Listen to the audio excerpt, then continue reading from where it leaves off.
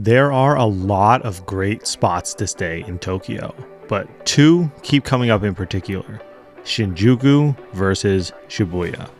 Which one is better? The two busiest train stations in the world are here in these two spots for a reason, because everyone floods to them. But which one is better? Should you stay in one or the other? Let's dive into it. The next station is Shinjuku. The next station is Shibuya. Hey guys, Hwang here, and today we are going to dive into two of the largest hubs in Tokyo and help you figure out which one is best for you. I'd imagine that most people staying in Tokyo are there for at least a few days, and if you have the time to visit both Shinjuku and Shibuya, then you definitely should, as both places have their own distinct differences. They are also very close to each other. However, if you are tight on time and can only visit one, or you're trying to figure out if you want to stay in one or the other, here are the key points of both to help you make a decision. Starting off with Shinjuku. Shinjuku houses the world's busiest train station, serving around 3.6 million people per day. Shinjuku Station is in the Guinness Book of World Records for the astonishing amount of people that pass through the station each year, claiming the title of being the single station with the highest number of annual passengers. There is an astonishing amount of things to do in Shinjuku, from shopping in the many stores here to eating the amazing food. Shinjuku has several large parks, along with the Tokyo Metropolitan Government Building, which has an observation deck on the 45th floor, and the cool thing about this observation deck is that it is completely free. The Tokyo skyline is absolutely stunning, and being able to view and take photos of it at different times throughout the day and visit as many times as you want is a definite win for this observation deck, as pretty much all of the other major observation decks in Tokyo do require a fee. The Tokyo Metropolitan Government Building is also the Guinness World Record holder for being the tallest city hall in the world at 243 meters or 799 feet high. The Tokyo Metropolitan Government Building also holds the world record for the largest permanent architectural projection mapped display,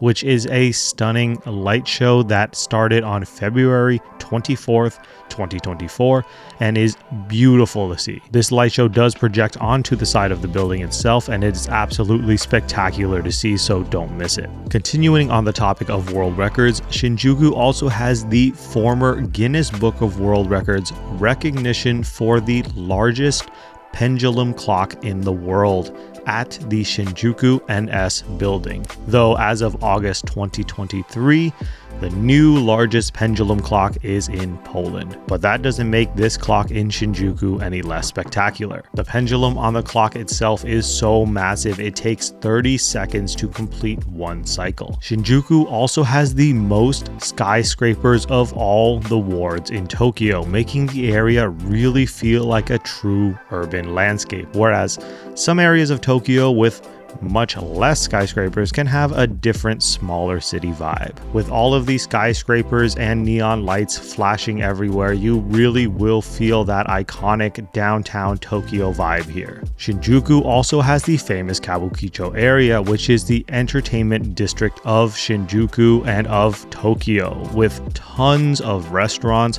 bars, clubs, and it is also known for being the red light district of Tokyo. So that's something to be aware of, especially if you have kids with you. There is also the Golden Guy area, which is an area filled with tons of bars that are open very late, and some people love this vibe, though some of these places, along with some in the red light area, don't take foreigners. So if you are planning on going to these places, then look for English signs on them if you want a place that is more friendly to tourists. One other area that is quite unique to Shinjuku is Omoide Yokocho, which is also known as Memory Lane. This very narrow alleyway that you could easily miss just by walking by is a slice of nostalgia for the good old days of Japan. This alley also offers countless small restaurants, some with a single-digit amount of seats, serving mainly Japanese street food like skewers, making this one of the best places in Tokyo to get authentic skewers. In Shinjuku, you can also try the Shinjuku Nakajima restaurant, which is one of, if not the cheapest Michelin star restaurant in Japan, if not the world, with meals costing around 1,000 yen or $7 US. Near the Kabukicho area, you will find the famous Godzilla statue that towers above the buildings, and nearby you will also find the 3D Shinjuku cat, which is pretty famous and fun to watch. Now, onto Shibuya. Shibuya houses the world's second busiest train station, serving around 3 million people per day. Just like Shinjuku, there is an endless amount of things to do here, and the shopping is non-stop. If you are into Japanese stores, the flagship Mega Don Quixote store is in Shibuya, along with a lot of top-tier malls and department stores, including the Nike Jordan World of Flight brand store. You can also find the flagship Parco store in Shibuya, which was recently renovated after its 43-year run and reopened in 2019. The first official Nintendo store was opened in Parco Mall in Shibuya and is the flagship Nintendo store. Miyashita Park is a rooftop park with a skate park and areas to just walk and relax, and all of this on top of a mall with plenty of stores to shop and restaurants to eat at. One of the sides of this mall on the outside has a ton of restaurants all lined up, so take a stop here if you are walking from the stores in downtown Shibuya to our next location. Harajuku culture, aka the cute Japanese style that's bright, bold, and a bit over the top sometimes, was started in Takashita Street, which is in Shibuya, and is a great place to do both shopping and enjoying street food like snacks and this rainbow cheese coin that I thought would look cool for Instagram, but it did not. Right across the street from Takashita Street is the Yoyogi Park and the Meiji Shrine, which is a nice break from the city vibes if you want to step away from all the urbanness of Shibuya and of Tokyo. Back in the heart of Shibuya, you can also go up the Shibuya Sky for some amazing views of the city from their observation deck, which is the third tallest in Tokyo, but unlike the one in Shinjuku, it does have an entrance fee, which is 2,700 yen or around $19 US before 3 p.m. and 3,400 yen or $24 US after 3 p.m. Tickets here do sell out quickly, especially the sunset timed ones, which sell out almost instantly. I have a guide on how to book these extremely coveted sunset timed tickets, so if that's something you're interested in, go ahead and check that out. The Shibuya Sky observation deck is right next to the Guinness World Record holding crosswalk. The world famous Shibuya Scramble Crossing is where you can witness the world's busiest crosswalk and see what it feels like to be part of the thousands of people crossing this single crosswalk.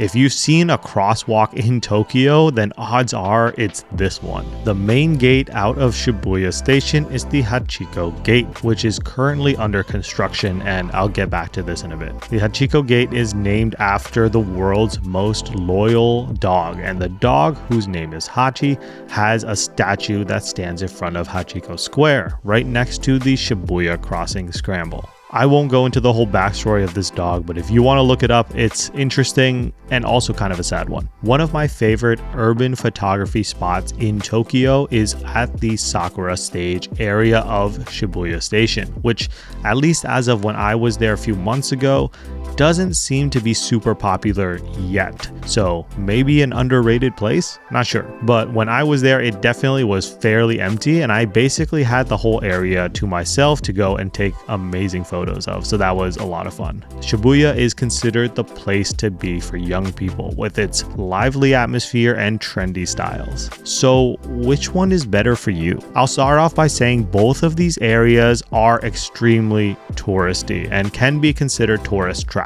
They are both very busy and crowded areas, with the top two most crowded train stations being in both of these locations. Things in these areas can be more expensive than in other areas of Tokyo. but people love to flood to this area, and that's why there's so many Reddit posts of people trying to figure out where to stay between the two. Now, let's look at some of the reasons you might stay in one over the other. Generally speaking, and I mean very generally speaking, Shibuya is a bit more geared towards younger adults, while Shinjuku is a bit more geared towards older adults. Shinjuku has some more luxurious hotels and shopping centers than Shibuya, and can be a bit more expensive than Shibuya as well. But then again, there are cheaper hotel options in both places, but Shinjuku, being a larger area with more buildings, has more hotel options. Shibuya, having less hotels, can be more expensive because of the demand. Shinjuku also does have the world's busiest train station, but that also comes at a cost, which is why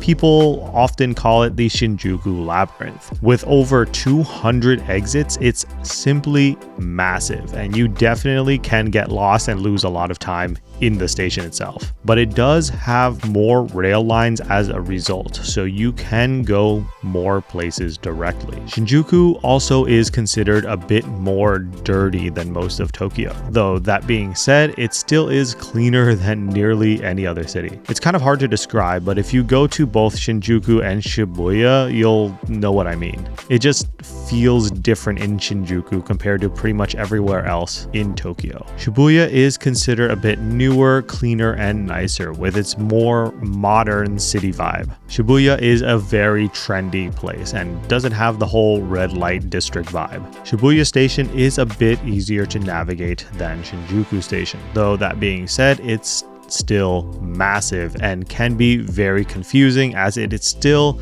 the second busiest station in the world. Adding to all of this chaos, Shibuya Station is also undergoing massive renovations currently to the main Hachiko gate to modernize the over 100-year-old station, and the foot traffic is pretty bad right now, so that might make Shibuya Station worse until this area finishes up in 2027, though the station will be under construction for much longer than that. Shibuya has a bit less diversity than Shinjuku as far as things to do, especially when it comes to nightlife. So if you're really into the nightlife scene and you want to stay in an area that reflects that, then Shinjuku will be your best bet. If you really prioritize cleanliness and trendiness and you want an area that reflects that, then Shibuya beats out Shinjuku there. Though as far as cleanliness goes, if you avoid the Kabukicho area of Shinjuku, then it's not too bad. Some people really love one or the other, but both places are still really amazing spots and will give you a great Tokyo experience either way. There's a reason these two locations are so hotly debated and why both are so crowded,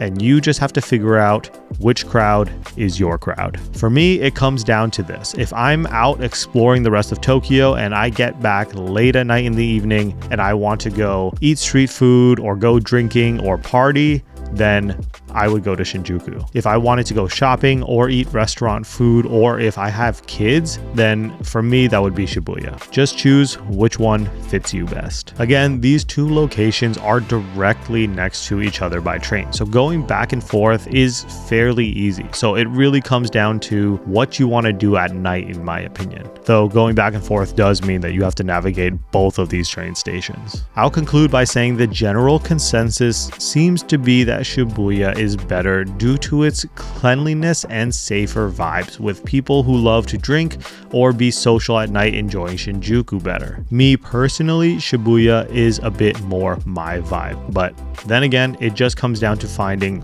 which area fits you best. So, which one do you prefer? Let me know in the comments section down below why you like one over the other. Check out my channel for more guides on traveling to Japan, along with detailed guides on Shibuya, Shinjuku, and a lot of the other wards in Tokyo. And on that note, I will see you guys in the next one.